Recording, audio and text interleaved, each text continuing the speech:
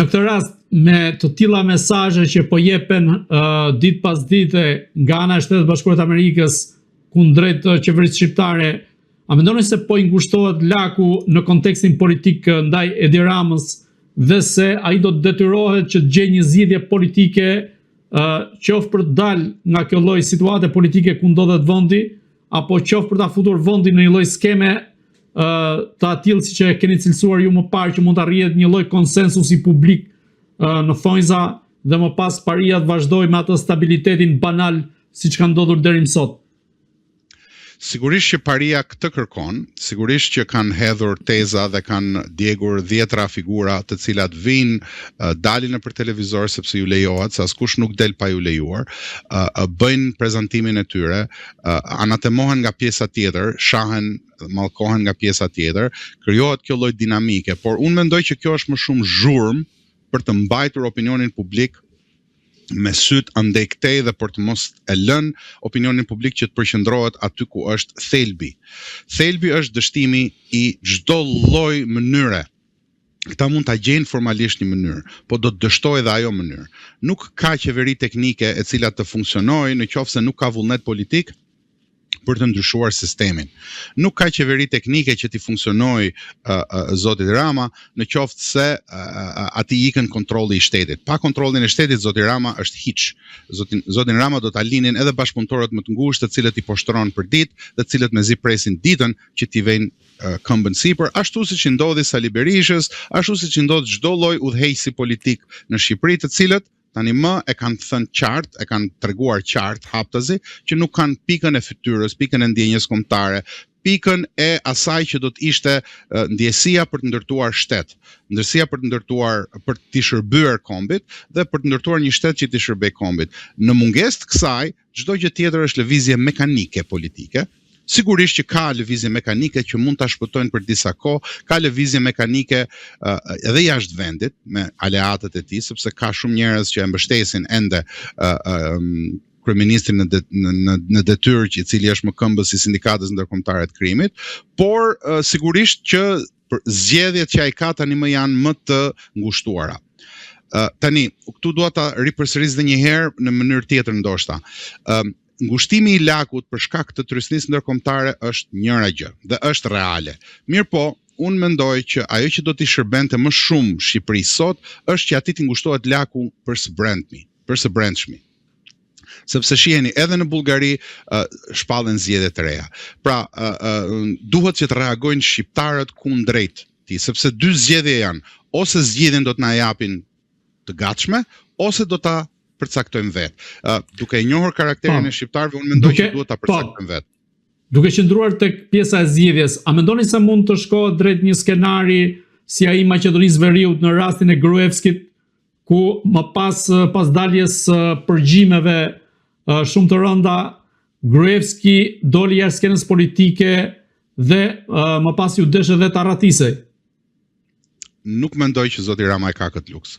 Është kontekst tjetër, kushte të tjera ndërkombëtare, vullnet tjetër politik i fuqive të mëdha dhe tjetër lloj përplasje. Jemi në kushtet e luftës tretë botërore, nuk kam largim nga politika dhe shkuarje në një vend neutral ku mund të shpëtosh pasurinë dhe kokën. Nuk ka shpëtim jashtë Shqipërisë për asnjërin nga ata të Paris-Tiranës. Në fakt, qeveria amerikane sapo na e tha troç që as viza nuk ju japim më. Kështu që nga ky pikë vështrim unë nuk mendoj që kjo është një rrugdalje e mundshme për parinë e Tiranës. Pastaj, unë nuk mund të jem Kassandra, nuk mund të parashikoj çdo gjë, situatat dhe rrethanat ndryshojnë, por përsa di unë deri më tani, mendoj që nuk është një zgjidhje e mundshme. Nga ana tjetër, ditën e sotme gjykata e apelit ka lënë në fuqi masën e sekuestros 25 pasurive të luajshme dhe të paluajshme të dhëndrit të Sali Berishës, si Amar Maltezit dhe vajzës së tij Argita Berisha. A mendoni se SPAK do duhet të vijojë në këtë mënyrë edhe ndaj elementëve të tjerë të politikës për të sekuestruar dhe konfiskuar pasuritë politikanëve që i kanë vendosur ato për gjatë 35 viteve të fundit? Absolutisht pa dyshimin më të vogël. Çdo pasuri që është vjedhur shqiptarëve nuk duhet ta gëzojë askush brenda kufirit ligjor sigurisht, pa thyer kufirin ligjor. Mirë po, kundërpërgjigja, një nga gjërat cilat kaloi si pa u ndjer, ishte ajo kundërpërgjigja e gjykatës kushtetuese ndaj sekuestrimit telefonave. Ajo është një nga lëvizjet e forta të Parisë Tiranës, që prandaj thash më parë që Paria Tiranës ka ende dorën e fortë, ende ka shumë kontroll.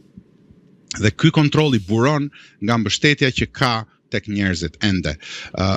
Ajo ligji, ajo dalja e gjykatës kushtetuese, vendimi do të thoj, ajo ligji i gjykatës kushtetuese për telefoninë celulare, pavarësisht se u prezantua, u paraqit dhe u shfaq përpara shqiptarëve si një shfaqje garantizmi ligjor, pra të drejtat e njerëzve të tjerë, ju garantoj që në qoftë se do të ishte i pandehur bardhja apo gridi, askujt nuk do të i ngrohej apo ftohej koltuku për të drejtat e mia apo të tuat. Atyre ju është ngrohur apo ftohur koltuku sepse spaku ka guxuar dhe ka prekur në majet më të larta të Parisë. Dhe andaj dhe ata janë të shqetësuar, andaj dhe para disa kohësh kryeministri në detyrë i Sindikatës Ndërkombëtare të Krimit tha mos guxoni të prekni telefonin tim. Telefonat e këtyre janë prova të gjalla të lidhjes së thellë të krimit organizuar me të gjitha palët. Për të dalë tek tema, se nuk dua që ta heq vëmendjen nga familja shumë entrepreneurial thuhet anglisht ose shumë sipërmarrëse e ish kryeministrit. Një pyetje do bëja unë, si ka mundësi, lista shumë e gjatë, unë e pash të publikuar listën, edhe nëse është e vërtet, nëse nuk ka shtesa, në shtypin shqiptar çfarë nuk ka, po nëse e marrin për të mirëqenë vërtetësinë e saj të plot, aty është një listë fort e gjatë. Dhe pyetja që duhet i bëjnë vetes shqiptarët është, ore si ka mundësi që familjarët e këtyre politikanëve të lartë janë kaq të aftë në biznes. Ta të gjithë kanë mbaruar të njëjtën shkollë. Nuk kanë asnjë lloj aftësie tjetër, përkundërzi, aty ku kanë fituar shumë para, doli që i pas kanë bërë me veprime korruptive. Pse pas kanë këta kaq shumë pasuri dhe nuk ka një person tjetër i cili ka punuar profesor universiteti për shembull? Çfarë ka më shumë Argita Berisha se sa një profesor tjetër i universitetit që ka dhënë drejtësinë? Çfarë ka më shumë zoti Maltezi se sa kanë shumë të tjerë që nuk kanë pasur vjerr ish kryeministrin? E pra, lista e tyre, e këtyre pasurive është e gjatë, sepse në Shqipëri, kushdo që ka marrë pjesë në Parinë e Tiranës, kushdo që ka qeverisur, kushdo që ka sunduar shqiptarët gjatë këtyre viteve, e ka bërë me të vetmi qëllim për pasurim. Në fakt, duhet thënë që në krahasim me shumë të tjerë, lista nuk është aq e madhe sa pritej, po duhet parë se cilët janë të tretët, se Paria e Tiranës nuk i mban të gjitha në emrin e vet, ka të tretë, ka të katërt, dhe po të hyet shumë thellë, atëherë dalim në ca llogarira jashtë Shqipërisë, të cilat janë të vërteta shumë të pakëndshme për shumë kënd. Dhe e fundit, për ta kthyer pak si më në humor, ka mbetur tani vetëm të rikrijohet Big Brotheri, po me emra të tjerë, si për shembull të bëhet një Big Brother Gita dhe Abi, ose një Big Brother Mona dhe Likja, ose një Big Brother Linda dhe Edi, që t'i shohim se ku i kanë këta pasuritë dhe ta kthejnë edhe këtë në spektakël. Po kjo nuk është spektakël, kjo është krim ndaj shqiptarëve dhe gjaku i shqiptarëve sëmbon në rrema të gjithkujt që e sheh këtë dhe duhet ta kuptojë që këta janë ata që kanë vjedhur, nuk kanë ardhur UFO-t dhe kanë vjedhur Shqipërinë. Për të rikthyer sërish te Edi Rama në mbledhjen e sotme që ka pasur me grupin parlamentar të Partisë Socialiste, është shfaqur tejet i irrituar deri diku, duhet thënë, apo i shqetësuar, ndoshta edhe është një lloj kamuflimi politik i tij, duke deklaruar se Shqipëria nuk është e gatshme për qenë ose për të bërë pjesë e Bashkimit Evropian sa më shpejt, ndryshe nga sa ka propaganduar deri më sot. Nga ana tjetër u ka kërkuar që deri në 2027 ministrat dhe deputetët të jenë në terren dhe të bëhen gati pra për dalë përballë elektoratit, siç tani në farë mënyre elektorat që i ka dhënë 8 ditë 3 mandate. Nga ana tjetër në 2027 do të mbahet dhe samiti i NATO-s në Shqipëri, ku do të jetë natyrisht i pranishëm edhe Trumpi. A mendoni se Edi Rama do të jetë kryeministër deri në 2027 apo do të ketë ndonjë të papritur gjatë rrugës dhe mund të kemi ndryshime të caktuara politike? Ka një shprehje të vjetër popullore që thot ç'a bjen minuti nuk bjen viti. Kështu që nuk duhet të ngutemi për sa i përket proceseve politike. Ka shumë ujë që mund të rrjedh deri në 2027-ën, ka shumë ndodhira që mund të ndodhin në botë dhe në rajonin ton deri në atë kohë. Kështu që për momentin e duhet i shohim gjërat aty ku janë dhe t'i vlerësojmë aty ku janë. Në momentin aktual unë mendoj që ajo ishte një farsë. Nuk mendoj që zoti Rama ka problemin aq fort me njerëzit që ka përreth, sepse ata i komandon siç dhe sa don vet.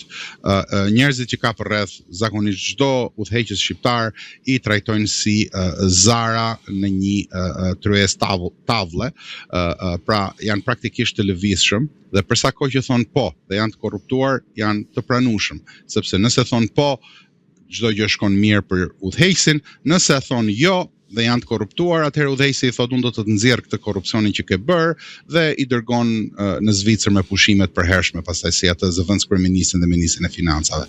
Kështu që problemi që ka zoti Rama nuk është me grupin parlamentar, ai sigurisht që po përpiqet që ta konsolidoj grupin e vet, të konsolidoj kryesimin e Partisë Socialiste, sepse pika e dobët që ka ai është pikërisht Partia Socialiste. Pa Partinë Socialiste ai nuk ka ku të shkojë, nuk ka më asnjë lloj fuqie, pra kërkon që të ruaj me vullnet jashtëzakonisht shumë të fortë kontrollin e Partisë Socialiste dhe atë po mundohet të bëjë duke i nxjerrë njerëzit në terren. Në ana tjetër ai përpiqet që t'i mbajë vetët nën tension duke ju thënë që mund të kemi edhe zgjedhje. Shikoni, problemi i zgjedhjeve në Shqipëri nuk është thjesht se po bëhen zgjedhje dhe mund të mos fitojë. Problemi i zgjedhjeve, mënyra se si ju a thot ai të vetëve, e ka pas bërë dhe Sali Berisha dikur, është në këtë lloj forme. Janë paguar gjithë ato para që ju të vini të bëheni deputet. Herën tjetër, do t'ju duhet paguani po kaq se ato para nga diku kanë dalë dhe për shumë nga këta deputet kanë dalë nga xhepat e tyre. Pra, që të paguani prap, do duhet që të harxhoni. Në fakt, nën kuptimi i asaj është që në pushtet kemi ardhur për të fituar, jo për të harxhuar, kështu që zgjedhjet janë të problematike jo sepse nuk do të fitojnë se nuk do të zgjedhë kush, po sepse duhen harxhuar edhe një herë një grusht i madh me para. Askush nuk do t'i harxhojë ato para dhe në këtë lloj mënyre ai mban nën trysni njerëz të cilët janë të bleshëm, që nuk kanë asnjë lloj ideali, dhe janë njerëz të cilët nuk kanë asnjë lloj vlere shoqërore. Por janë deputet, janë milioner, janë njerëz me pasurira, janë njerëz që dalin televizioneve dhe flasin për çdo lloj teme, nga sporti tek arti e të gjitha tjerat, dhe shoqëria shqiptare i duron. Kjo është një fatkeqësi e madhe kombëtare.